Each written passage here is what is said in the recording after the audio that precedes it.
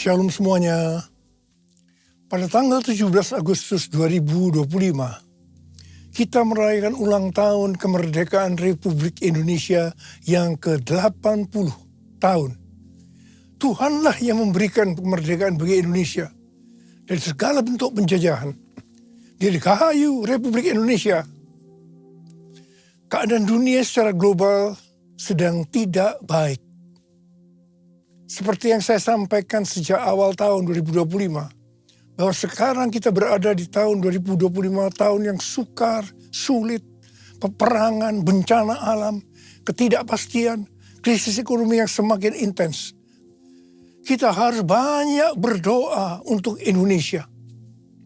Janji Tuhan dalam 2 Tawarekh 7 ayat 13 dan 14 berkata, "Bila mana aku menutup langit sehingga tidak ada hujan, dan bila mana aku menyuruh belalang memakan habis hasil bumi, dan bila mana aku melepaskan penyakit sampar di antara umatku, dan umatku yang atasnya namaku disebut, merendahkan diri, berdoa, dan mencari wajahku, lalu berbalik dari jalan-jalan yang jahat, maka aku akan mendengar dari sorga, dan akan mengampuni dosa mereka, serta memulihkan negeri mereka."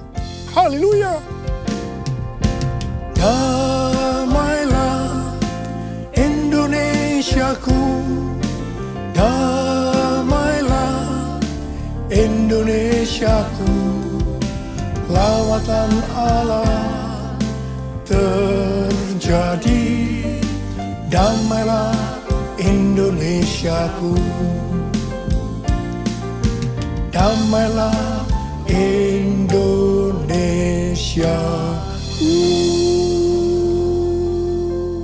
Pada bulan Agustus ini yang merupakan bulan yang bersejarah bagi bangsa Indonesia, Tuhan juga mengingatkan kepada kita yang percaya bahwa kita sudah dimerdekakan dari penjajahan hukum dosa dan hukum maut. 2 Korintus 3 ayat 17 berkata, "Sebab Tuhan adalah roh, dan di mana ada roh Tuhan, di situ ada kemerdekaan." Haleluya! 1 Korintus 3 ayat 16 berkata, "Tidak tahukah kamu bahwa kamu sekalian adalah bait Allah dan bahwa roh Allah tinggal di dalam kamu?"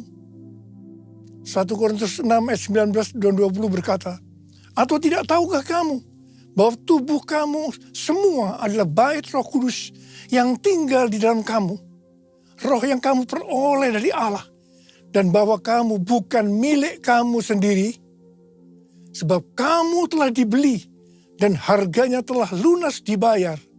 Karena itu muliakanlah Allah dengan tubuhmu." Kita adalah bait Allah atau bait Roh Kudus.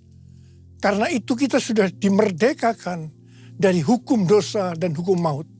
Karena kita adalah bait Allah atau bait Roh Kudus, maka tubuh ini bukan milik kita sendiri. Kita telah dibeli dan harganya telah lunas dibayar. Karena itu muliakanlah Allah dengan tubuhmu. Kita dibeli dari tangan iblis dengan darah Tuhan Yesus. Ya, sebelum kita percaya kepada Tuhan Yesus, kita di bawah kekuasaan iblis. Setelah kita menjadi orang percaya, kita adalah milik Tuhan Yesus. Karena itu kita harus memuliakan Allah dengan tubuh kita. Galatia 5 ayat 13 berkata, "Saudara-saudara, memang kamu telah dipanggil untuk merdeka.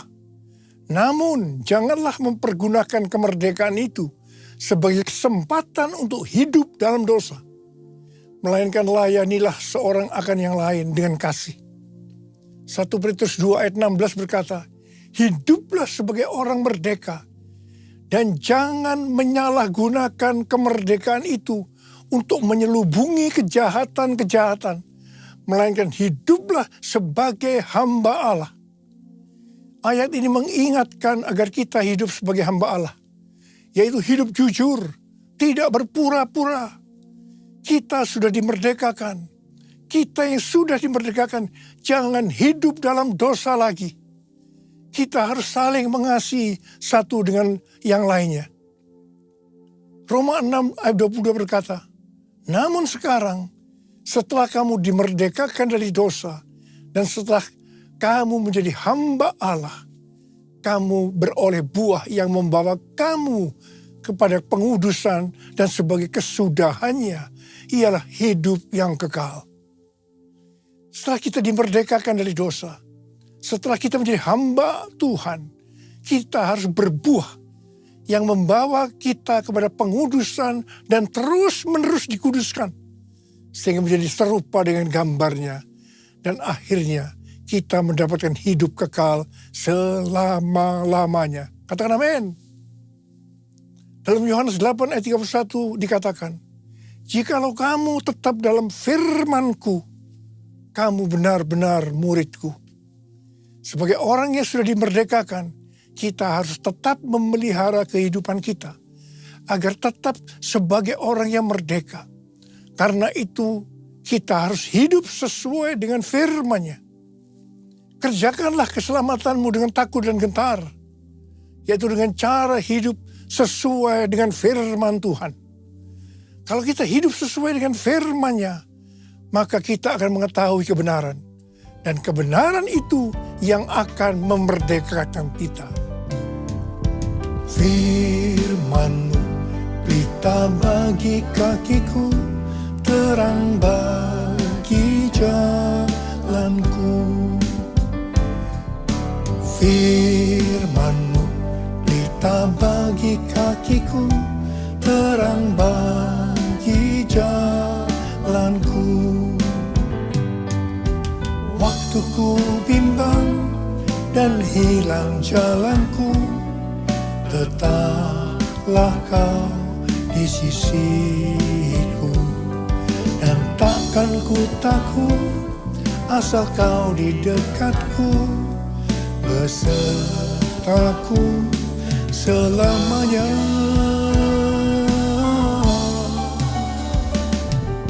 Firman-Mu pelita bagi kakiku, terang bagi jalanku, terang bagi jalanku.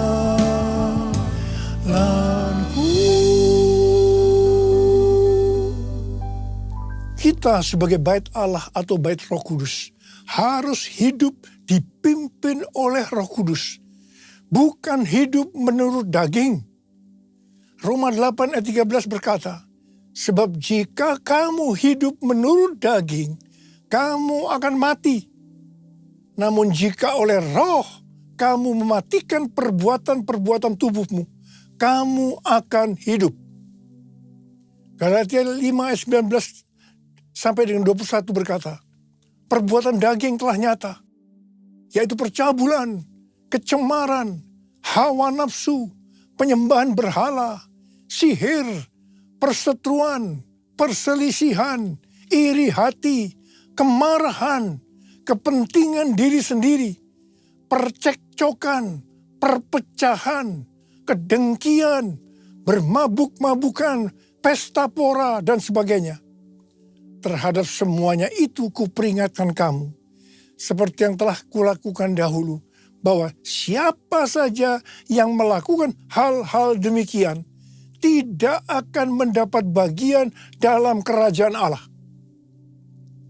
Barang siapa milik Kristus Yesus, ia telah menyalibkan daging dengan segala hawa nafsu dan keinginannya. Jikalau kita hidup oleh Roh, baiklah kita hidup juga dipimpin oleh Roh, sehingga akan menghasilkan buah Roh. Seperti yang terdapat dalam Galatia 5 ayat 22 dan 23, buah Roh ialah kasih, sukacita, damai sejahtera, kesabaran, kemurahan, kebaikan, kesetiaan, kelemah lembutan, penguasaan diri. Tidak ada hukum yang menentang hal-hal ini. Ini adalah karakter Tuhan Yesus. Kita harus menjadi serupa dengan gambarnya. Artinya harus menjadi muridnya.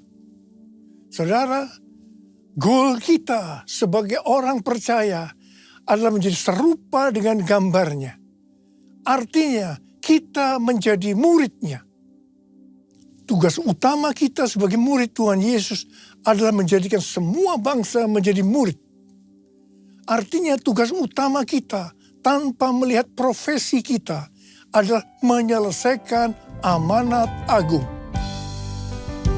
Ini aku Tuhan, utuslah aku sampai generasiku diselamatkan. Ini aku Tuhan, utuslah aku sampai generasiku diselamatkan. Sampai generasiku diselamatkan. Sampai generasiku diselamatkan.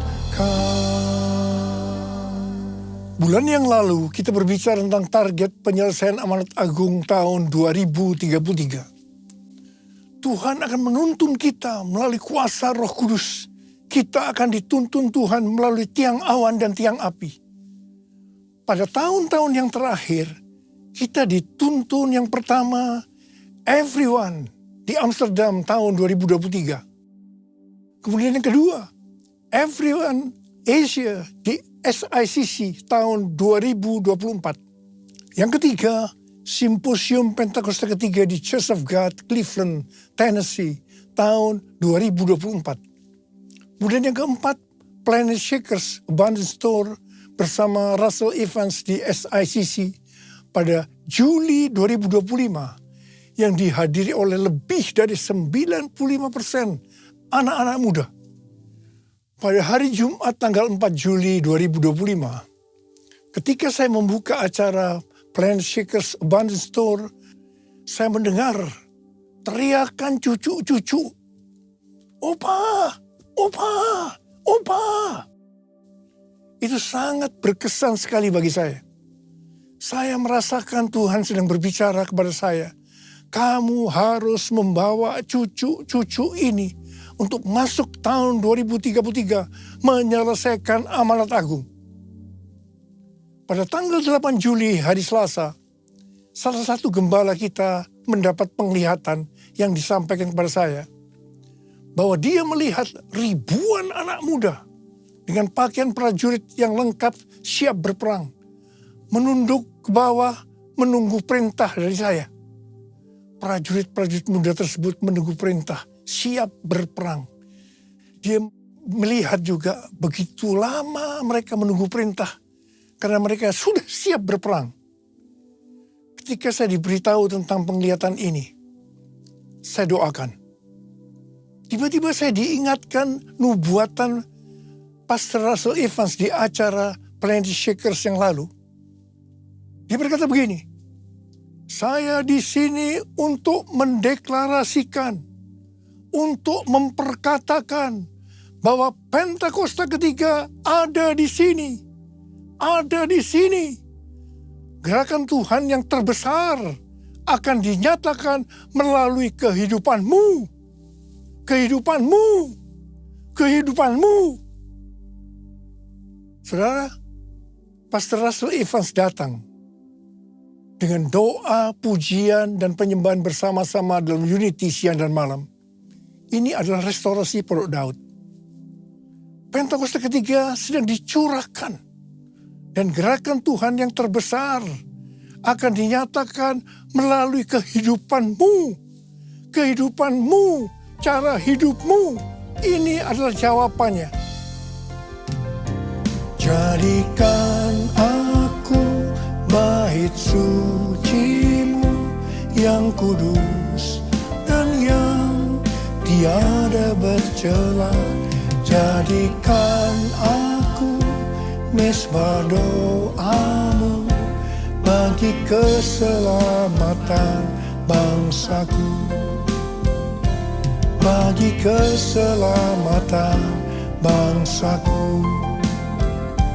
Bagi keselamatan bangsaku. Sebenarnya nubuatan Pastor Russell Evans itu sesuai dengan yang terdapat dalam kisah para rasul. Jadi untuk menyelesaikan amanat agung tidak bisa dengan kekuatan sendiri. tetapi harus dengan kuasa Roh Kudus.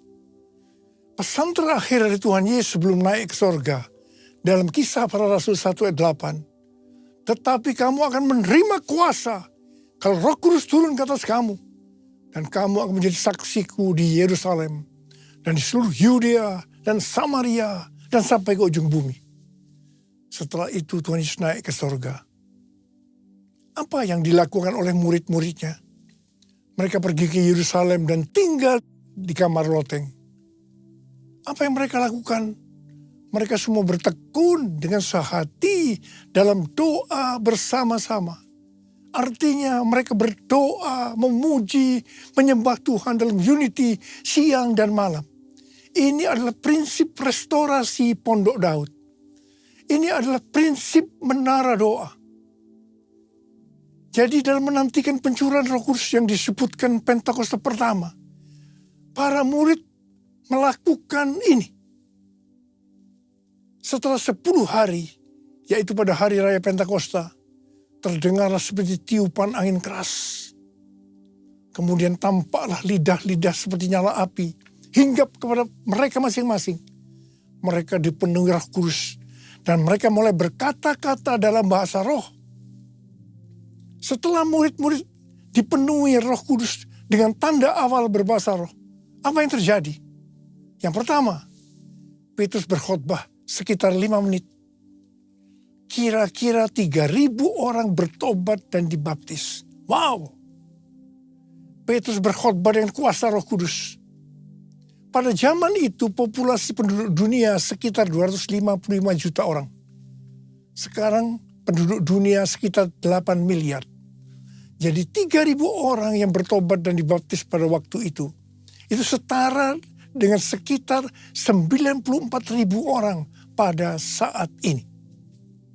Saya percaya hal ini juga bisa terjadi pada saat ini. Yang percaya katakan amin. Hal yang kedua, setelah murid-murid Tuhan Yesus dipenuhi dengan Roh Kudus, mereka dipakai untuk menyatakan tanda-tanda dan mujizat. Sehingga banyak orang yang bertobat. Petrus dan Yohanes menyembuhkan orang lumpuh sejak lahir. Bayangan Petrus saja bisa menyembuhkan orang sakit. Sapu tangan atau kain yang pernah dipakai Paulus, jika diletakkan pada orang sakit atau yang dirasuk setan, maka orang itu sembuh. Dalam Markus 16 ayat 15 sampai dengan 18, Tuhan Yesus berkata, bahwa kalau kita pergi untuk memberitakan Injil, maka tanda-tanda dan mujizat akan menyertai kita. Saya teringat sejak tahun 2006 sampai dengan tahun 2019, saya diperintahkan oleh Tuhan untuk mengadakan kebaktian kesembuhan ilahi. Selama 13 tahun ini, saya sudah mengadakan 318 kali kebaktian kesembuhan ilahi. Setiap kali berkhotbah, saya pasti memberitakan Injil. Tanda-tanda dan mujizat terjadi. Saya diizinkan Tuhan untuk melihat dan mengalami mujizat seperti yang dilakukan oleh Tuhan Yesus 2000 tahun yang lalu. Hal yang ketiga, setelah murid-murid Tuhan Yesus dipenuhi dengan Roh Kudus, maka cara hidup mereka berubah sehingga banyak orang yang bertobat. Yang pertama, mereka bertekun dalam pengajaran rasul-rasul dan dalam persekutuan. Bagi kita, ini juga bisa diartikan mereka suka membaca Alkitab. Kalau kita suka membaca Alkitab, ini akan menuntun jalan hidup kita. Hidup benar sesuai dengan firman Tuhan. Kita akan menjadi orang yang berintegritas. Dan itu akan membuat orang lain bertobat. Yang kedua, perubahan cara hidup yang membuat banyak orang bertobat adalah mereka selalu berkumpul, memecahkan roti dan berdoa. Ini bisa diartikan mereka hidup dalam unity dan suka berdoa. Hari-hari ini saya melihat melalui menara doa bahwa ada doa, pujian, dan penyembahan dalam unity siang dan malam. Saya percaya kalau Tuhan sudah berikan kepada kita beban untuk berdoa seperti ini, maka ini merupakan tanda bahwa Pentakosta ketiga yang dahsyat akan turun. Dan akan terjadi penuaian jiwa yang terbesar dan yang terakhir sebelum Tuhan Yesus datang kembali.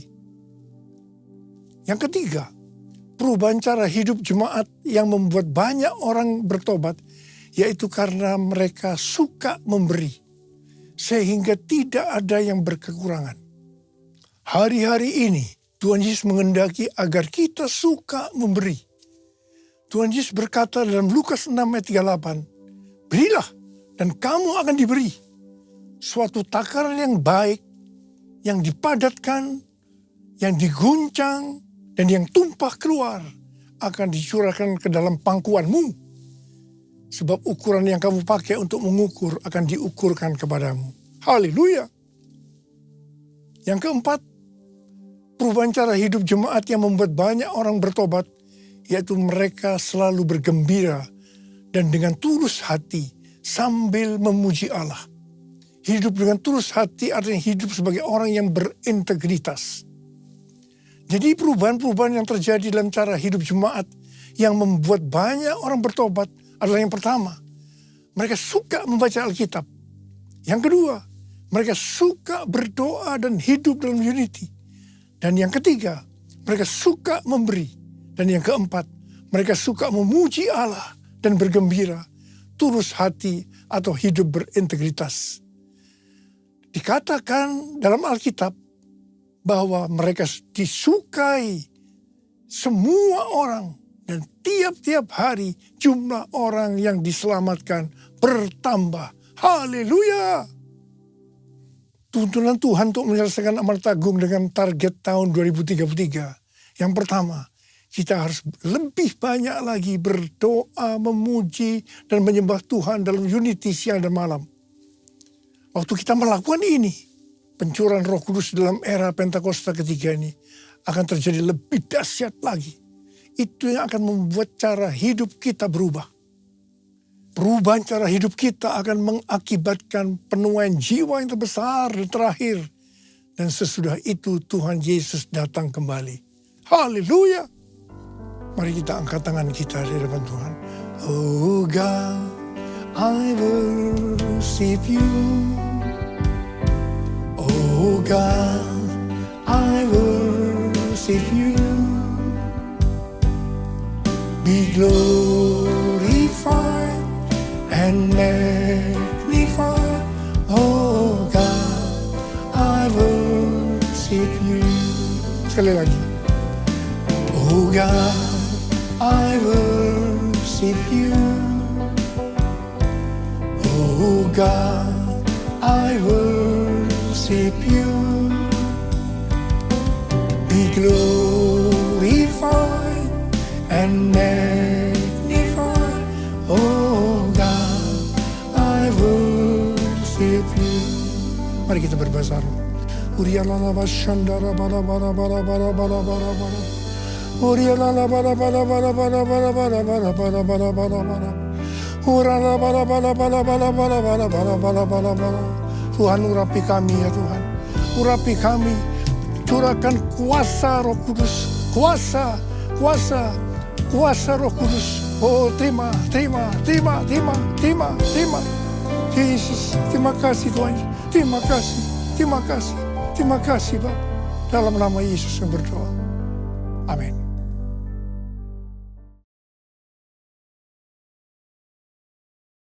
Kita akan masuk dalam perjamuan kudus.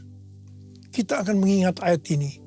Sebab setiap kali kamu makan roti ini dan minum cawan ini, kamu memberitakan kematian Tuhan sampai Ia datang. Perjamuan kudus adalah perjamuan Tuhan Yesus sendiri. Setiap kali kita masuk dalam perjamuan kudus, Tuhan Yesus selalu berkata, biarlah ini menjadi peringatan akan aku. Biarlah ini menjadi peringatan akan aku. Karena itu mari, tundukkan kepala. Arahkan hati kita kepada kebaikan Tuhan. Bapa, Engkau baik. Siapakah kami ini Tuhan sebelum kami mengenal Engkau? Kami orang berdosa, upah dosa adalah mati Tuhan. Tapi Engkau yang tidak berdosa telah dijadikan dosa oleh karena kami. Engkau harus turun dari sorga mulia, mati ganti kami dengan penderitaan yang luar biasa. Sungguh kalau kami pikirkan betapa baiknya Engkau ya Aba. Kau jadikan kami sebagai anak-anak-Mu. Engkau tuntun, Engkau bela, Engkau lindungi, Engkau hajar juga kalau kami salah ya Tuhan. Itu Engkau ya Aba. Terima kasih, terima kasih, terima kasih buat semuanya. Tuhan akan memberkati kita melalui perjamuan kudus. Tapi Tuhan mau agar kita makan dan minum dengan cara yang benar. Oleh karena itu mari masing-masing introspeksi. Lihat keadaan dirimu masing-masing. Jangan menyimpan dosa. Kalau ada dosa yang Tuhan ingatkan langsung minta ampun. Ampuni Tuhan saya, ampuni saya Tuhan. Katakan. Bapa, Engkau melihat anak-anak-Mu yang sedang minta ampun pada Tuhan. Kasihani mereka Tuhan, ampuni. Layakkan kami untuk masuk dalam perjamuan kudus. Kami akan masuk dalam perjamuan kudus dengan hati yang penuh ucapan syukur. Dalam nama Yesus. Amin. Mari. Angkat roti di tangan kanan kita tinggi-tinggi. Sebab apa yang telah kuteruskan kepadamu telah aku terima dari Tuhan. Yaitu bahwa Tuhan Yesus pada malam waktu ia diserahkan mengambil roti. Dan sesudah itu ia mengucap syukur atasnya. Ia memecah-mecahkannya. Dan berkata, inilah tubuhku yang diserahkan bagi kamu. Perbuatlah ini menjadi peringatan akan aku. Saya dikasih Tuhan, bukankah roti yang kita pecah-pecahkan ini adalah persekutuan kita dengan tubuh Kristus. Mari kita makan dalam nama Yesus.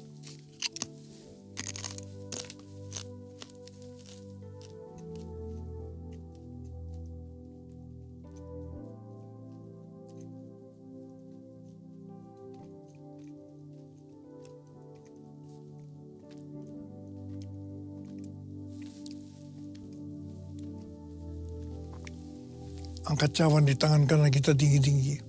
Demikian juga yang mengambil cawan sudah makan lalu berkata, cawan ini adalah perjanjian baru yang dimeteraikan oleh darahku. Perbuatlah ini setiap kali kamu meminumnya menjadi peringatan akan aku.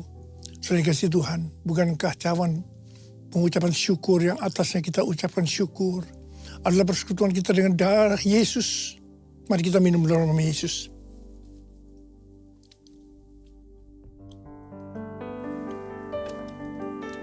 Ucapkan syukur dan terima kasih dengan suara. Tuhan, terima kasih Tuhan. Terima kasih ya Tuhan, terima kasih.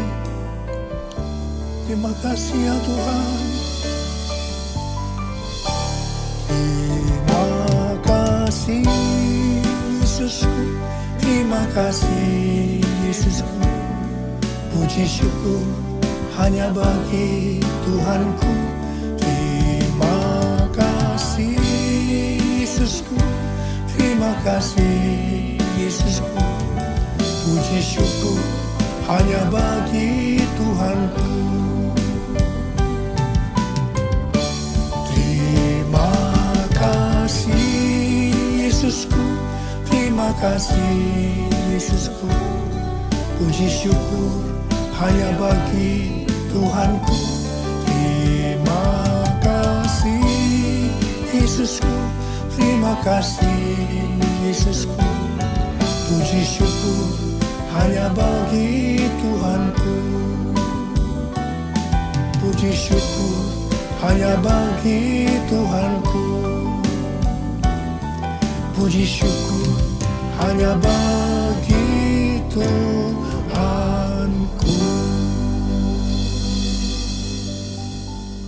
Sekarang terimalah berkat Tuhan.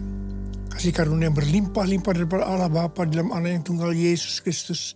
Persekutuan yang manis dengan Roh Kudus menyertai kita semua mulai hari ini sampai Tuhan Yesus datang menjemput kita di awan-awan dan bahkan sampai selama-lamanya.